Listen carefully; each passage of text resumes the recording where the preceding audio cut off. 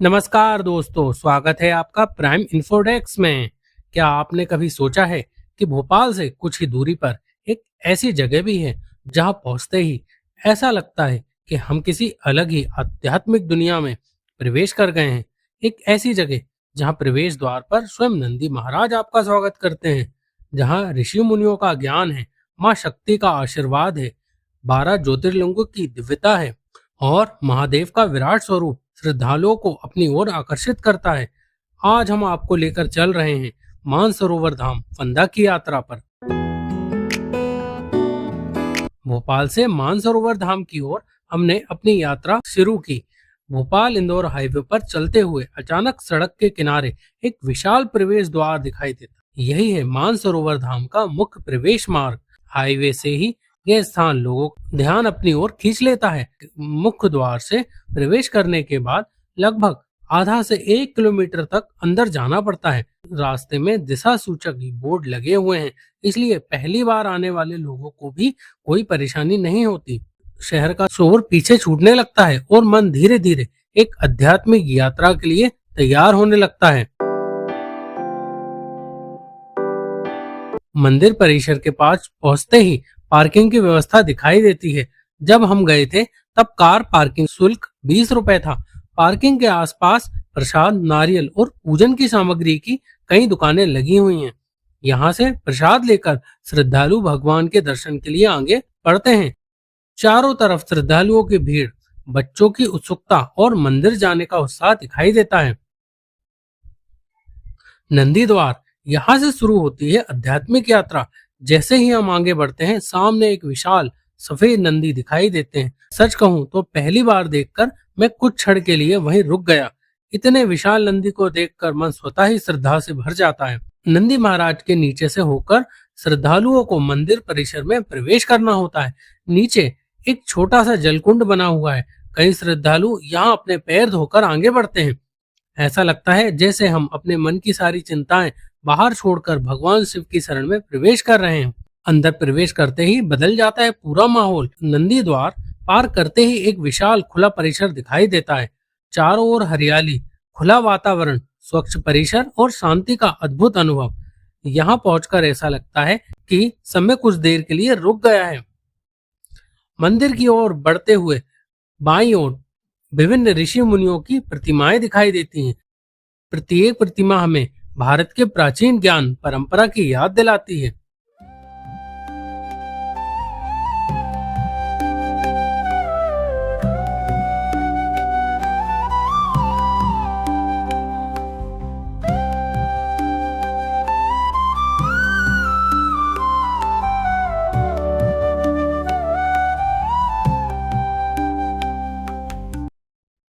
उसी मार्ग पर आगे भगवान गणेश जी के दर्शन होते हैं। हर शुभ कार्य की शुरुआत भगवान श्री गणेश जी से मानी जाती है।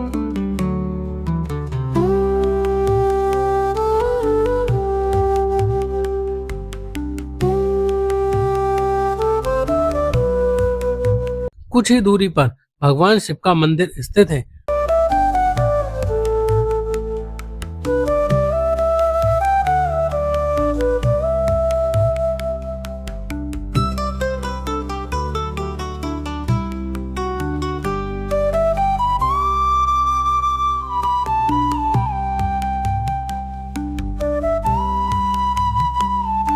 मंदिर में प्रवेश करते ही वातावरण बदल जाता है।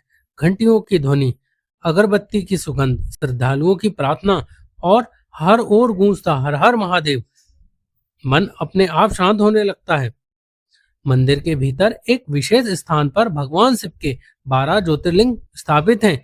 एक एक ज्योतिर्लिंग के दर्शन करते हुए श्रद्धालु आगे बढ़ते हैं। कई लोग ध्यान पूर्वक पूजा करते हैं, कुछ लोग मंत्र जाप करते हैं और कुछ केवल हाथ जोड़कर भगवान से अपनी मनोकामना व्यक्त करते हैं।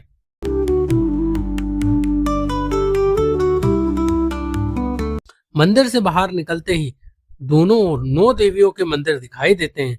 हर देवी का अपना अलग स्थान है। हर मंदिर में श्रद्धालु रुककर दर्शन करते हैं। यहाँ माता के विभिन्न स्वरूपों के दर्शन एक अलग ही आध्यात्मिक अनुभव प्रदान करते हैं।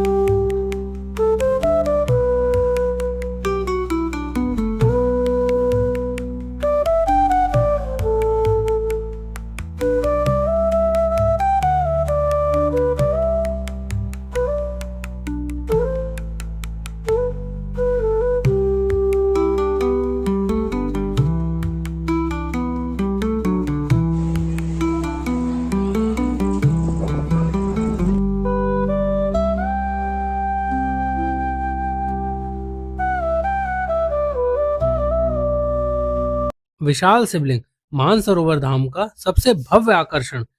और अब हम पहुंचते हैं उस स्थान पर जहां अधिकांश श्रद्धालु सबसे अधिक समय बिताते हैं, विशाल शिवलिंग। यह शिवलिंग इतना भव्य है कि दूर से ही लोगों का ध्यान अपनी ओर आकर्षित कर लेता है।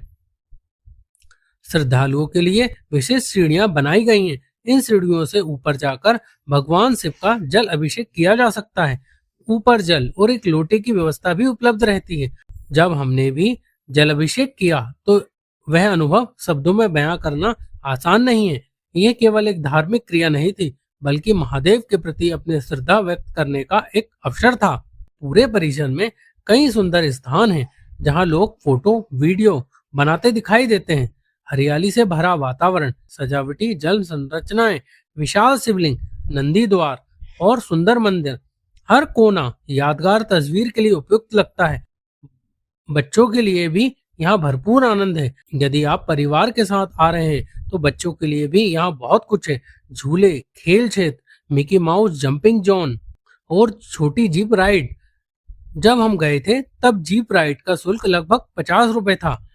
अन्य झूलों का शुल्क भी काफी किफायती था, लगभग 20 रुपए प्रति बच्चा। यानी बच्चे भी यहाँ बोर नहीं होते।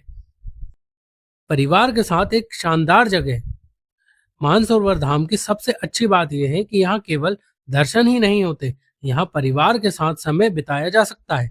बुजुर्गों को शांति मिलती है, युवाओं को फोटोग्राफी के लिए सुंदर स्थान मिलते हैं और बच्चों को खेलने का अवसर मिलता है।